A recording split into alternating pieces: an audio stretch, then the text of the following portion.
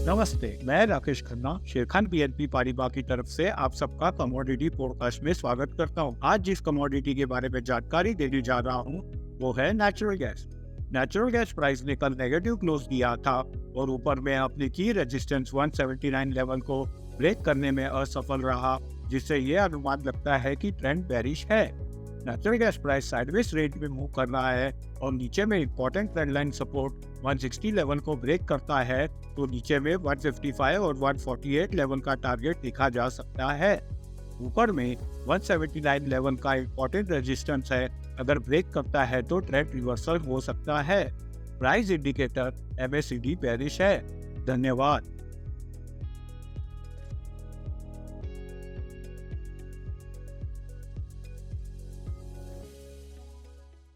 Investment in securities market are subject to market risks. Read all the related documents carefully before investing.